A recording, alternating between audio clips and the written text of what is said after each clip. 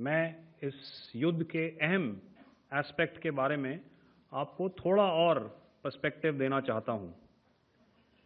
हमें air defence operation सिंदूर के air defence की कार्रवाई को एक कॉन्टेक्स्ट में समझने की आवश्यकता है। मैंने आपको कल बताया था कि पिछले कुछ सालों में आतंक की गतिविधियों का कैरेक्टर जो है उसमें कुछ बदलाव आ रहा था। अब हमारी मिलिट्री के साथ साथ मासूम सिविलियंस जो कि अपना बचाव करने में विफल थे, उन पर भी हमले हो रहे थे।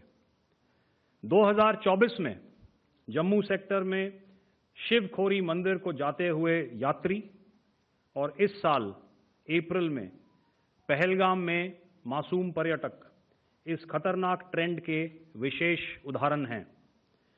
पहलगाम तक पाप का ये घड़ा भर चुका था। उसके बाद जो हुआ उसके बारे में हम कल विस्तार में बातचीत कर चुके हैं। क्योंकि आतंकियों पर हमारे सटीक हमले लाइन ऑफ कंट्रोल और इंटरनेशनल बाउंड्री को पार करे बिना किए गए थे, हमें पूरा अंदेशा था कि पाकिस्तान का वार भी बॉर्डर के उस पार से ही होगा। इसलिए हमने अपनी एयर डिफेंस की पूरी तैयारी पहले से ही कर ली थी। हमारी इन्वेंट्री में शामिल counter manned aerial systems, electronic warfare के साधन और एयर डिफेंस वेपन्स का इंडियन एयरफोर्स के इसी प्रकार के सिस्टम्स के साथ एक अनोखा मिश्रण किया गया। इसलिए आपने देखा कि जब जब पाकिस्तान एयरफोर्स ने हमारे एयरफील्ड्स और लॉजिस्टिक इंस्टॉलेशंस में 9 और 10 मई की रात को लगातार हमले किए, वो इस मजबूत एयर डिफेंस ग्रिड के सामने विफल हो गए।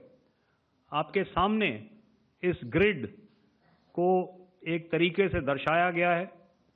आप देख रहे हैं कि इंटरनेशनल बाउंड्री से कितनी layers, radars, counter unmanned aerial systems, उसके पीछे शोल्डर फायर्ड वेपन्स, हमारे विंटेज एयर डिफेंस वेपन्स जो कि काफ़ी सालों से हमारी सेना में हैं। एयर मार्शल भारती ने भी उसके बारे में बात करी। और लास्ट में हमारे मॉडर्न